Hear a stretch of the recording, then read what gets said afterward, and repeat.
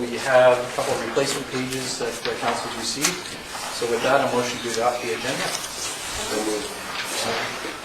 Adoption, and all those in favor? Motion is carried. We have some delegations this evening. First of all, Kelly Pound is here regarding 2182 Comox Avenue, and she's here at this point to answer any questions that councillors may have. So, are there any for Kelly at this time? Seeing none, you will see this matter come up on the agenda shortly. You don't have, unless you want to make a presentation. No, Okay. That's everything in here. All right. All right, we'll deal with it shortly. John Berry was here. John, are you here to make a presentation or answer questions? Yes, sir. Presentation? Sure. If you can come forward to the podium and Well prepared. give us the benefit of your views on this matter. Thank you for considering this development variance permit application. As mentioned in the report, we are designing a garage, an accessory building on the property, and in keeping with the character of the residence that we're building, it has a fairly steep roof, same as the residence.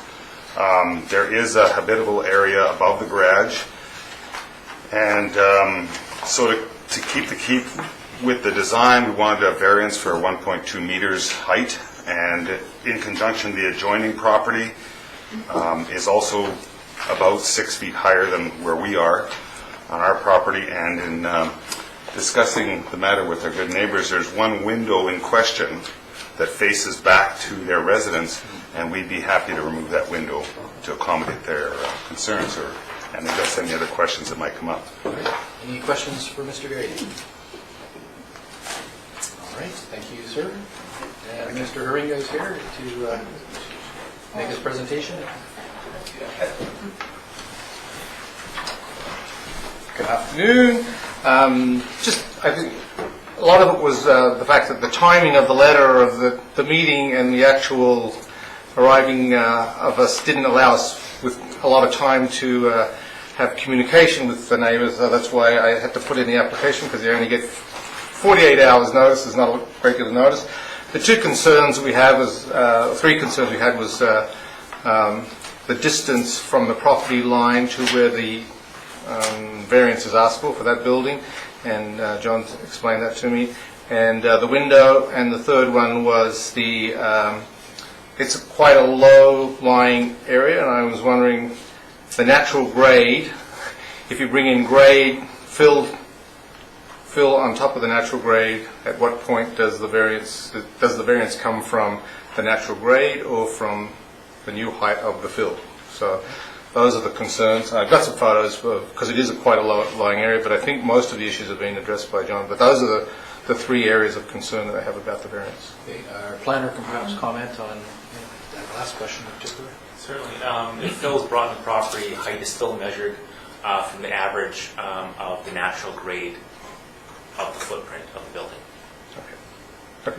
All right, any other questions for Councillor Grant? Which grant? No, you go. Which grant? You're close. So in your discussions with Mr. Berry, you're satisfied that he's got all your concerns? And Yeah, the only one was the fill, and but yes, John's talked about removing the window, and that's the distance from the property, because it's the auxiliary building. I wasn't sure whether the auxiliary building could be built sort of close to the property line, but it is the 2 meters from the property line, so I think that's... Okay, and Councillor Kendra. Well, Brant and I think alike. That's exactly what I was going to ask you. All right. clear, right? Yeah. Thank you, Mr. Ring. Thank you. All right, then we have a presentation here on our financial statements, from the accounting firm of Myers Norris Penny, and Corey Vanderhorst is here along with his associate. Corey, welcome, and take the podium, and I understand you have some slides as well. Yeah. Okay. Thank you. Yeah, we're going to try it with technology this year, so hopefully this goes well. You're young enough, it should work. Should I work. tried that. Don gave me good instructions on that. Learn about. All right, there we go. So, looks like we're ready to go. So here are the areas I'm going to take you through. try and keep it as short and brief as possible. We'll look at the financial statements, just some highlights. We'll talk about our audit report, our audit findings report. So all of these documents are in your package. We'll confirm our independence from the town, and then there's a little bit of financial analysis and trend analysis towards the end. So we'll go through some of those points. Again, very similar presentations to past years, same type of idea. So starting on the statement of financial position, the town has cash and investments of over $17 million, total assets of over $97 million. There is long-term debt of just over $3.5 million. Total liabilities as at December 31st were over $15 million. When you take the total financial assets, subtract off the total financial liabilities, you get that net financial asset picture of positive 3.6. So that's a good number. You're not in a net debt position. That's a liquidity number there, right? Tangible capital assets, the town is currently managing approximately $78 million worth of assets. And there's accumulated surplus at the end of the day of $82 million. We'll get into that in a few slides of what's in that number.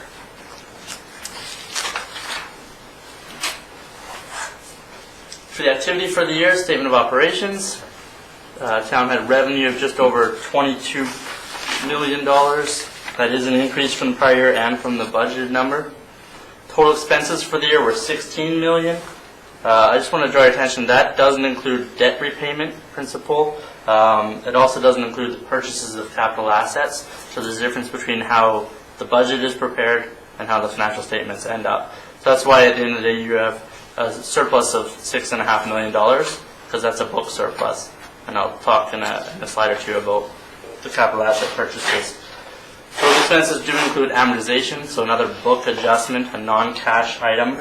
And again, just bringing in some of the differences between the cash basis that you use for budgeting and what the accounting standards end up looking like.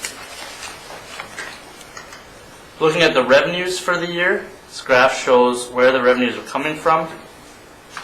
So you notice that the tax revenues look like a significant increase there. That's mainly the one-time settlement of built this year, or in the past year. Government transfers also changed. In the fourth item down there, you can see quite an increase, and that's related to your capital projects. All right, so that one tends to swing year to year as the capital projects are completed. Now looking at the expenses for the year, you see again, transportation was high, or higher than the prior year. That's mainly to do with a lot of the repairs on the roads that happened last year, right? The cycle lane widening, Comox Ave, and some of the other projects around town. That takes me to the third statement in your package, the statement of change in net debt, or net financial assets, the position the town is in. There's the purchases of capital assets, just over $6 million last year. Another addition to the capital assets was contributed amounts of $1.7 million. So your net change in that liquidity position was a positive $1.1 million. Looking for the statement of cash flows, the operations of the town brought in $6 million. Capital, again, there's that $6.1 million used for capital.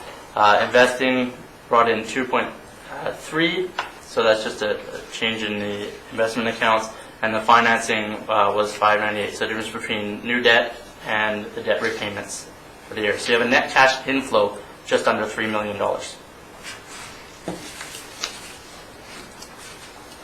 Talked earlier about accumulated surplus. Here's the breakdown of that $82 million. So 74.5 is in the capital assets. That's the items in the ground, the buildings. There's $4 million set aside in reserves. That capital fund amount, $8,000, that is the investment value of the shares in the Comox Golf Club. So that never changes. Stays the same from year to year. And the operating fund at $3.4 million. The reserves amount, that figure doesn't include DCC amounts or any of the deferred revenues like gas tax and things like that. There's $7.5 million set aside in those deferred revenue accounts as well for future projects. So that takes us through the financial statement items. Moving on, our draft audit report was provided in the package. It is again an unqualified, so a clean audit opinion. We're prepared to sign the report after Mayor and Council approve it and completion of a few minor things. We always have to get some legal letters and wrap up things at the end. This slide talks about our auditor responsibilities. So we looked at the controls at the town to make sure that they're accurately reporting financial results. We sample transactions throughout the year and at year end to make sure the balances are accurate, but we don't look at every transaction. We do it on test basis. It's just not economically feasible to look at every transaction of the town. So like I mentioned, the audit is complete. We're ready to sign the report. We used a materiality amount of $300,000 when we were analyzing the financial statements this year, and there were no limitations placed on forms for our audit. We had access to everything we asked for. Staff was very helpful. We didn't find any irregularities that would have a material impact, again, that $300,000 amount. We didn't find any evidence of conflicts of interest, unusual related party amounts, or any illegal or questionable payments. So nothing of that sort was discovered. We did find one difference during the year, a small amount, and this is a possible item. What happened here is we're looking at the inventory that's held by the town at the end of the year. We do it on test basis. We found a very small error, but because we're doing it on test basis, we extrapolated over the total possible. I think it's under $1,000 or just over $1,000 of an item that was priced incorrectly. When you extrapolate it, it turns into possibly $11,000, and a very minor amount, and not that's going to change anybody's decision. We discussed items during the year with Don Quest, Darren Andrews, other members of town staff. We'd like to thank them for their excellent cooperation, and they were very helpful this year, as usual. A couple areas that we spend extra time on every year, so these aren't necessarily specific to this year. We always look at the presentation of the financial statements, the disclosures, make sure everything's in them. We look at contingencies and lawsuits, so I mentioned we're waiting for some legal errors to come back. We're always looking for what's the potential for the town to have a lawsuit floating out there. And fraud and error, we always ask you every year whether there's any awareness of fraud and error that happened.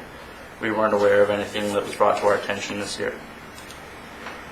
We confirm we are independent of the town of Comox as of today's date, April 18th. In the next few sections, I'll buzz through, look at some analysis and some trends. We'll start with sustainability. So the degree to which the town can maintain its existing financial obligations, so its liabilities. First one there, assets to liabilities, this ratio was greater than 1. It's actually increasing, went from 5.68 to 6.25. So you have more assets than debt. That's a healthy ratio. Next one, looking at financial assets to liabilities. Again, just looking at the liquid assets here. It's been steadily increasing for the past 4 years. It is greater than 1 again. It suggests healthy sustainability, and you have the resources available to finance future operations. You're not having to dip back into, you're not having to use future revenues to pay for the past. When we look at net debt to total annual revenue, so like I mentioned, you're in a net financial asset position, not a debt position. That's a strong position to be in. It's been increasing for the past 4 years. You haven't been significantly increasing the debt load carried by the town, although there was a small increase this year. So we concluded financial sustainability of the town is healthy, and it's been trending in a positive direction for the last 4 years. Next area we want to look at is flexibility. So the degree to which the town can change your debt or tax burden and how much the local economy can withstand that. So then we look at public debt charges. So that's your interest payments on your debt. It's increased a little, 1.25 to 1.32. So a slight increase in your debt. However, it's still a very small ratio at this point. The next item we look at is we take what you've got on the books for your capital assets, so your depreciated value, compare that to the original cost when those items were purchased, and that ratio comes in at around 72%. So there's still significant value, still fairly high. There's value in some newer assets, so your capital costs remain fairly steady. However, that middle range number, 72, is not on the high end, it's not in the 80s or 90s.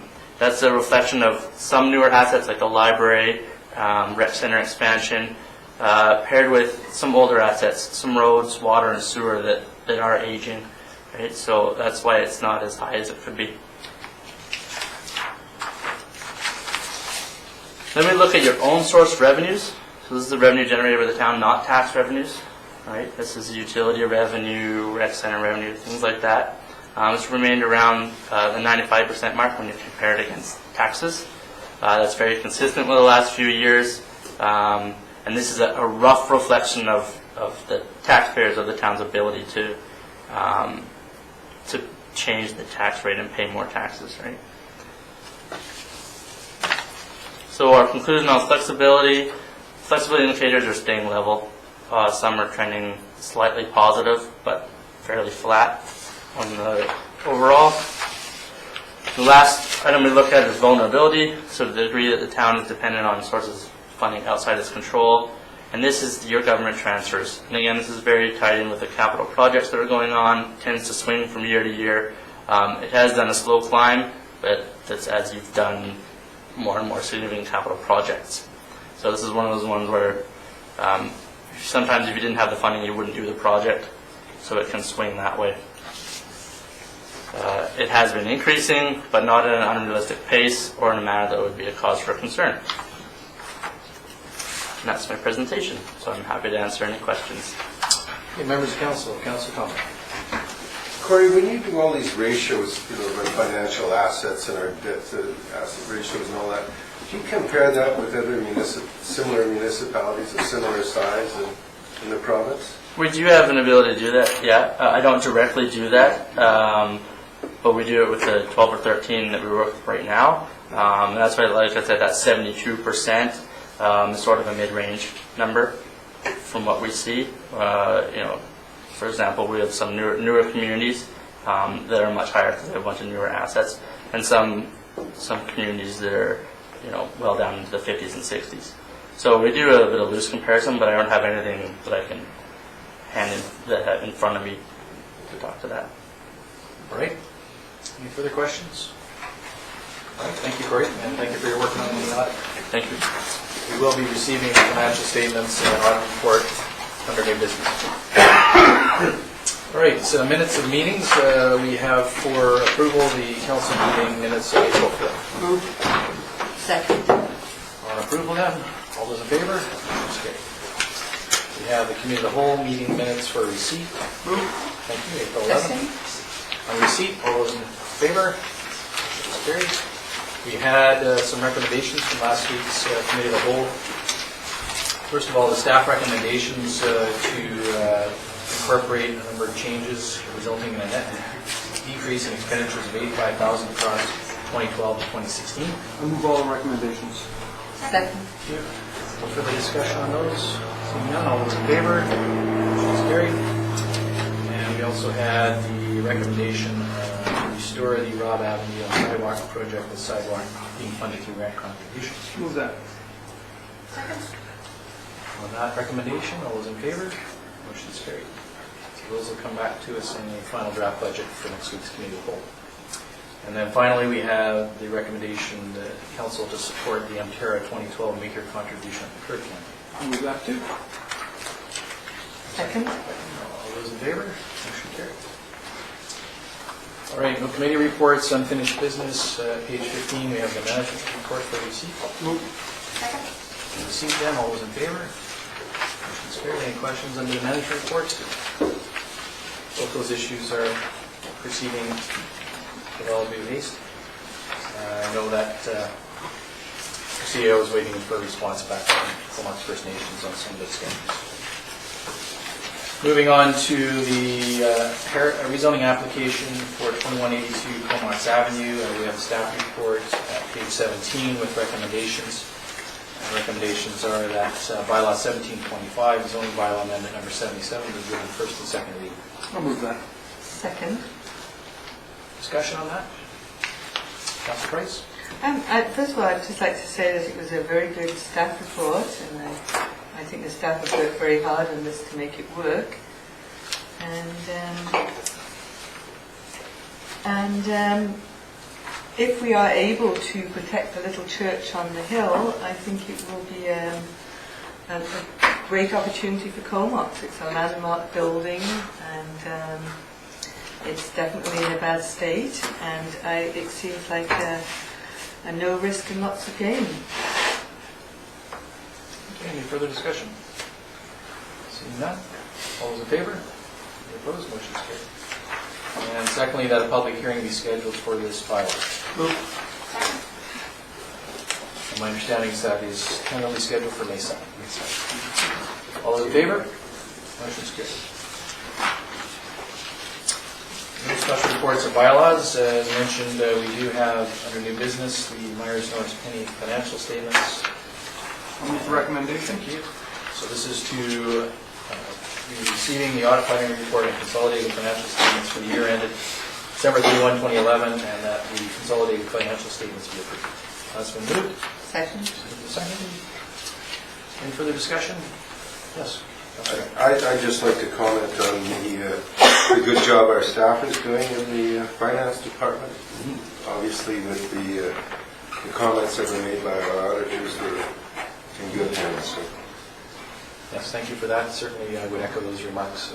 Reflects an ongoing approach towards keeping our debt low and our expenses on a pay-as-you-go basis. So that's good news for the taxpayers long term. Anything further? Seeing none, all those in favor? Motion's carried. And then the matter we heard a couple of delegations on earlier at 62 Orchard Park. I would move the recommendation. Second. Any further discussion on that? Councillor Fletcher.